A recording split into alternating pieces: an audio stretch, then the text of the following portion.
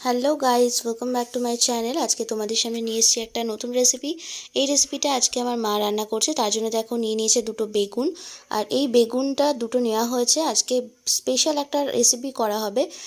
তোমরা বেগুন পোড়া, বেগুন ভর্তা এগুলো তো খেয়েইছো, কিন্তু বেগুন পোড়া করার জন্য যে পোড়ানোর ঝামেলা বা সেদ্ধ করতে হয়, বা ভর্তা করার জন্য যে বেগুনের যে ঝামেলা, সেটা কিছু না থাকা সত্ত্বেও আমরা এই রেসিপিটা খুব সুন্দর করে রান্না করে নিতে পারবো।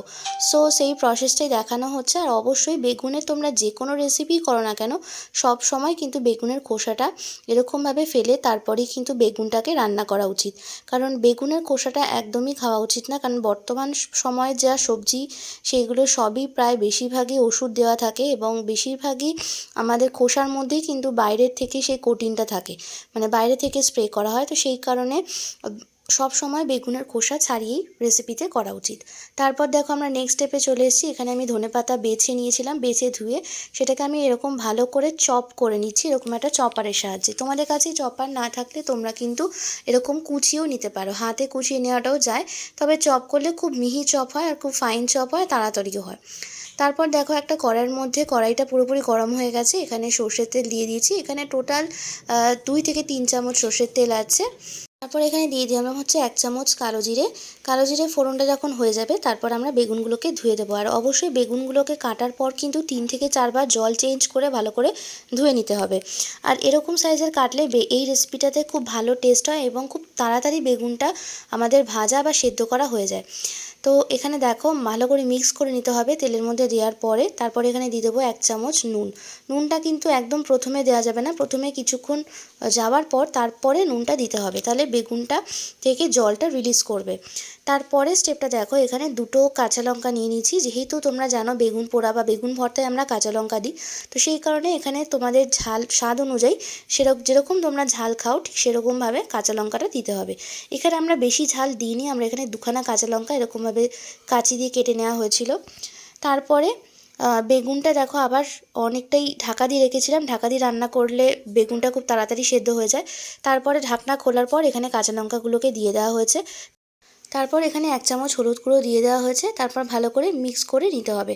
আর সব সময় কিন্তু এখানে ঢাকনা দিয়ে রান্না করলে আমাদের রান্নাটা খুব তাড়াতাড়ি হয়, গ্যাসটাও খুব কম পড়ে, এবং বেগুনটা খুব তাড়াতাড়ি সেদ্ধ হয়ে যায়।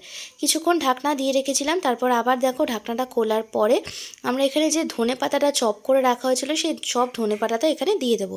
আর এই রেসিপিটা কিন্তু আমার মামনির কাছ থেকে শেখা, যদিও বা আমার রেসিপিটা আজকে মাই রান্না করছে, বাট মামনি এই রেসিপিটা অনেকবার করেছে। সো আজকে তোমাদের সামনে এই রেসিপিটা শেয়ার করলাম। যারা তোমরা নতুন রান্না শিখছো বা যারা একদমই রান্না পারো না, তারা কিন্তু অবশ্যই রান্নাটা ট্রাই করো। এটা খুবই ইজি রান্না, তোমরা খুব সহজেই এই রান্নাটা করে ফেলতে পারো। আর এই বেগুনের এই সম্বার বা বেগুন ভর্তা কিন্তু আমরা এটাকে মানে বাঙালি ভাষায় এটাকে সম্বার বলে থাকি, আর অনেকে আবার ভর্তাও বলে থাকে, যে যেটা বলো। তাই বেগুন ভর্তা বা বেগুন সম্বার এটা রুটি, পরোটা, এমনকি গরম ভাতের সাথেও কিন্তু দারুণ লাগে। দেখো আমার এখানে বেগুনটা পুরোপুরি ভর্তা হয়ে গেছে। আর তোমাদের কাছে যদি ম্যাশার থাকে তাহলে তোমাদের খুব কাজটা ইজি হবে। যারা নতুন রান্না করছো তারা অবশ্যই ম্যাশারের সাহায্যে বেগুনটাকে ভর্তা করে নিতে পারো। আর যারা রান্না অলরেডি করতে পারো তাদের জন্য খুন্তিটাই যথেষ্ট, খুন্তিটাই ভর্তার কাজ করে, যেরকম আমার মা করছে। সো আমার এখানে বেগুনটা দেখো ভালো করে টানিয়ে নিতে হবে, মেন কাজ হচ্ছে টানানো বা একেবারে শুকনো করে নেওয়া।